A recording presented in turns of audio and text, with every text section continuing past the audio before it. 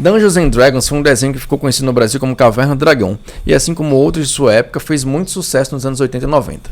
No entanto, houve muitas polêmicas acerca dessa animação, e nós do canal Nerd vamos explicar para vocês absolutamente tudo o que aconteceu, desde como esse universo originou até o seu final, que nunca chegou a ser oficialmente publicado.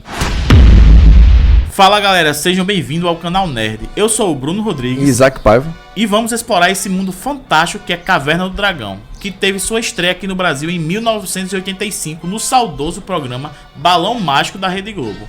A série animada foi um projeto de ninguém menos que Marvel Productions e se chamaria originalmente Swords and Sorcery, que traduzido para o português seria algo como Espadas e Magia.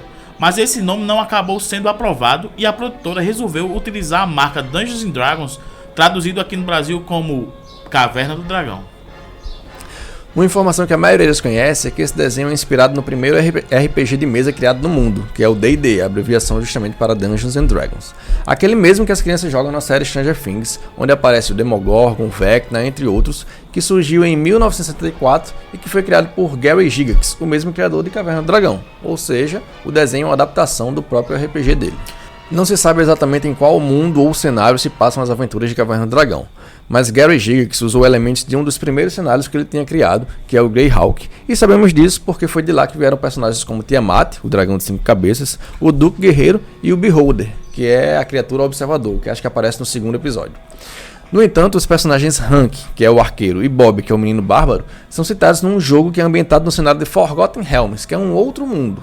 Então, na verdade, convencionou-se que as histórias de Caverna do Dragão se passam num universo próprio, denominado apenas de O Reino. Então, esse O Reino é um planeta que possui 4 sóis. Deve estar a 60 graus à sombra. E não tem nenhuma sombra. Isso, eu estou com você. Com 4 sóis lá em cima, o que você espera? E com pelo menos duas. Esse mundo possui um vasto bioma, com diversos tipos de animais, dos mais simples aos mais estranhos, muitas florestas e principalmente coberto por desertos. Além disso, nesse mundo é comum a aparição de portais interdimensionais que surgem aleatoriamente de forma natural, permitindo irem e virem para outros universos, sem falar que o próprio tempo passa de forma diferente, fazendo com que meses nesse reino sejam minutos na Terra. Nesse mundo existem também diversos tipos de raças de criaturas normalmente encontradas em contos de fantasia ao melhor estilo do Senhor dos Anéis, como anões, gnomos, orcs, fadas, halflings, elfos, unicórnios, monstros de sombra e dragões. Mas nesse mundo os dragões são raros, só existindo um exemplar, por exemplo, de dragão dourado em todo o reino, além de um punhado de outros tipos de raças de dragões. Por falar nisso, um fato interessante é que Tiamat, aquele dragão de 5 cabeças que vemos no desenho, é uma deusa dragão onde cada cabeça representa uma raça de dragões cromáticos, da primeira edição do livro de monstros de D&D. Ela protege o cemitério dos dragões, que é o lugar para onde iam os antigos dragões para morrer, bem como algumas armas mágicas, parecidas com aquelas que os protagonistas usam. Seus poderes incluem rajadas elementares das 5 cabeças e capacidades de abrir portais dimensionais para outros universos. Ela é uma das poucas criaturas que botam medo no Vingador, mas apesar de todo seu poder, ela é vulnerável a uma erva chamada Dragonbane, além das próprias armas mágicas como as dos protagonistas, que podem ser usadas para aumentar o poder do Vingador ao ponto de fazê-lo bater de frente com o próprio Tiamat. Por isso que ele quer tanto, o Vingador quer tanto essas armas dos protagonistas, porque é só com elas que ele conseguiria derrotar qualquer oponente e dominar completamente o reino. A estrutura geopolítica da Caverna do Dragão é composta por diversas cidades pequenas, chamadas de vilarejos ou burgos, que são chefiadas por prefeitos ou burgomestres, surpreendentemente escolhidos geralmente de forma democrática. Mas também existem grandes cidades cercadas por muros e governadas por reis. Então, no geral, essas sociedades são organizadas em feudos ou monarquias absolutas, mas isso não é 100% uma regra.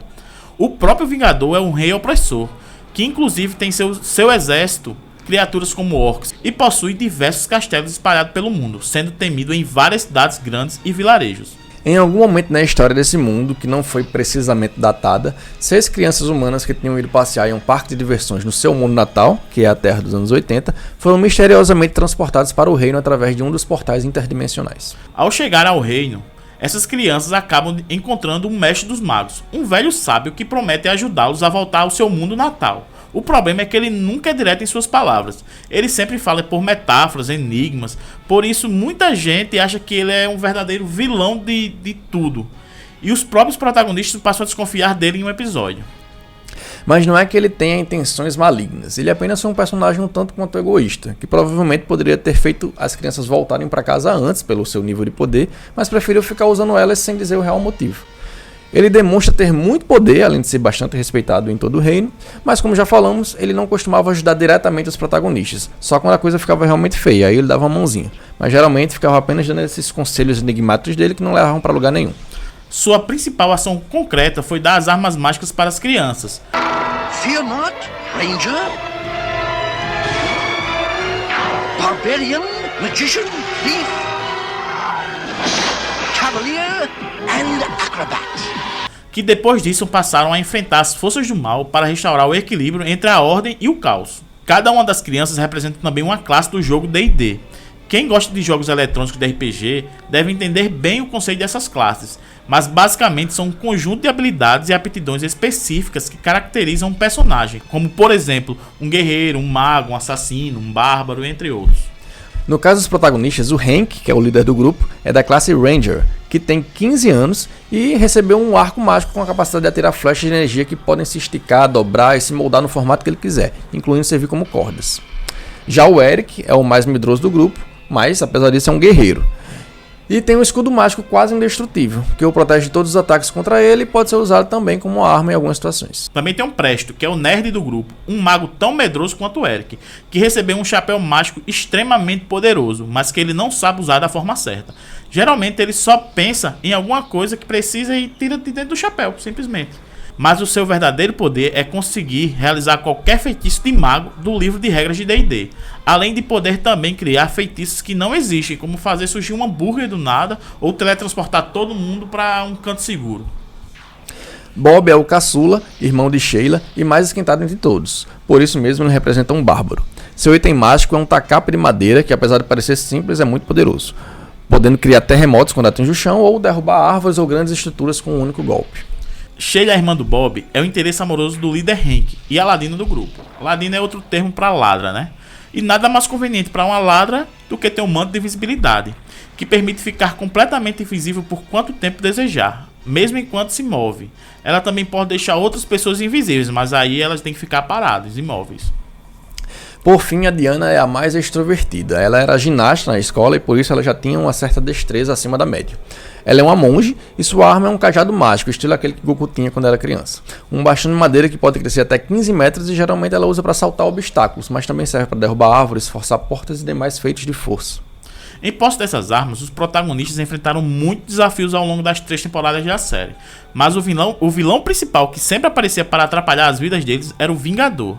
Ele é um mago clérigo muito poderoso, tanto quanto o próprio mestre dos magos, que almejava conseguir as armas dos protagonistas para aumentar o seu poder e derrotar o Tiamat, seu maior inimigo. Ele é provavelmente imortal, pois sempre que seu corpo é destruído, ele acaba retornando de alguma forma e sua única fraqueza aparente é uma joia conhecida como Coração de Pedra.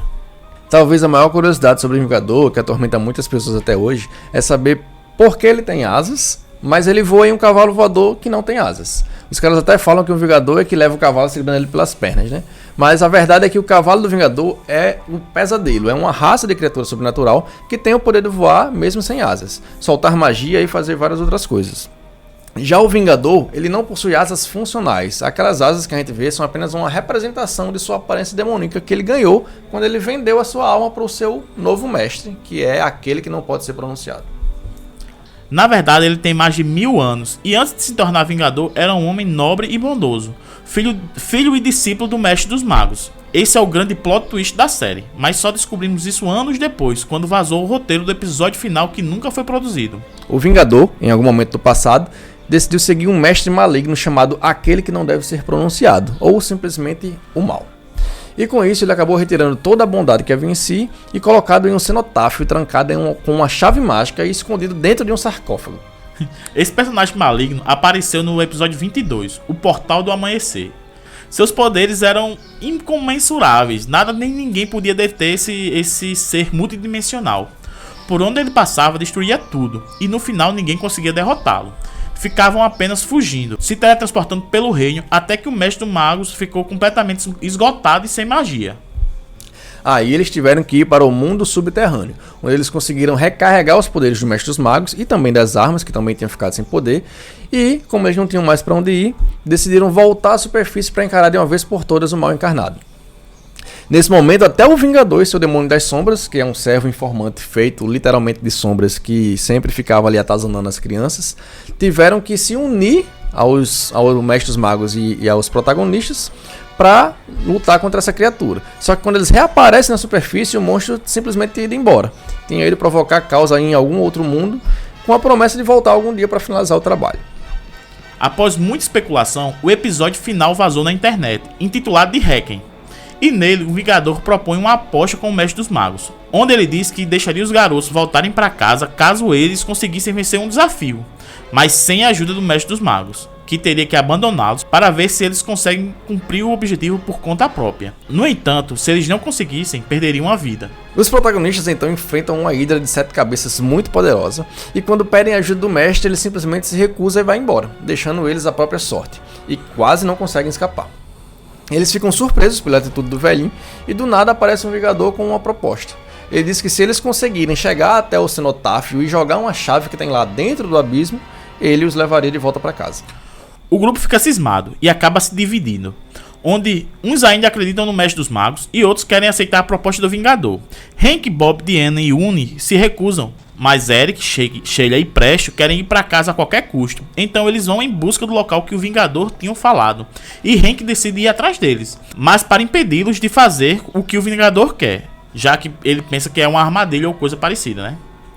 No final das contas, depois de quase se matarem, ambos os grupos se encontram nos limites do reino, mas logo brigam de novo e acabam tendo que lutar contra uma ameba gigante que vai encurralando os protagonistas até uma sala onde eles encontram o tal sarcófago que contém aí a chave dita pelo Vingador. No entanto, ao invés de jogar a chave no abismo, como havia dito o Vingador, Eric decide usar a chave para abrir uma fechadura que Sheila tinha encontrado também naquele mesmo local. E lá saem diversos raios de luz que se espalham por todo o reino, abrindo portais próximos a várias criaturas aleatórias que entraram nele e aparentemente retornando para os seus respectivos mundos, né? Isso nos mostra que os nossos protagonistas não eram os únicos que estavam ali contra a sua vontade. Na verdade, eu interpreto isso como se fossem, na verdade, vários grupos de RPG. São vários grupos de pessoas que simplesmente foram teletransportados para aquele mundo onde eles estão vivendo suas aventuras. Então, todos veem que o corpo do Vingador está coberto dessa luz e, quando ela se dissipa, é revelada a aparência humana e nobre que ele tinha antes de se vender ali para o mal. Aí eles descobrem que o Vingador era, na verdade, o filho do Mestre dos Magos e que sua missão era redimi-lo e não derrotá-lo. Aquela luz era toda a bondade do Vingador que ele tinha aprisionado quando decidiu seguir aquele que não deve ser pronunciado e agora tinha voltado ao caminho do bem. O Mestre dos Magos puxa um desses raios de luz e cria um portal de volta para a casa das crianças, dando a opção deles voltarem ou ficar e continuar a jornada de aventuras. O episódio termina com os protagonistas felizes na frente do portal, mas sem tomar a decisão se vão ou se ficam, provavelmente para deixar em aberto uma próxima temporada, que infelizmente nunca aconteceu até hoje. Com essa onda de remake, de continuação que está acontecendo, vai que a Marvel, né, que é a detentora do inicial, quer continuar, né? Seria uma boa. Já em 2020, recentemente, né, foi criada uma versão animada por fãs que adicionou algumas informações nesse final, criando aí meio que uma versão alternativa não canônica. Ou seja, até aqui tudo que a gente falou é realmente oficial, apesar de não ter sido produzido, seria o final canônico. Mas os fãs fizeram uma versão estendida, imaginando qual teriam sido as decisões dos protagonistas. Neste final que não é canônico, que foi feito por fãs, o Presto é o único que escolhe ficar no reino, porque ele quer reencontrar com Varla, uma personagem que tinha aparecido no episódio 19 e se tornou um interesse amoroso dele, né? Além disso, o Presto também tem interesse em aprender magias de verdade e se tornar discípulo do Vingador, que agora era um cara do bem.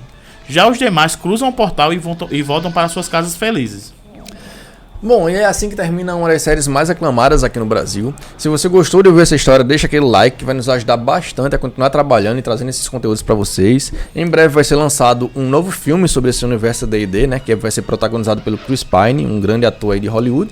E vamos ver se vai ter alguma referência ao universo de Caverna do Dragão. E esse foi nosso vídeo de hoje. Curte aí nosso vídeo, compartilha, se inscreve no nosso canal. E é isso aí, galera. Valeu.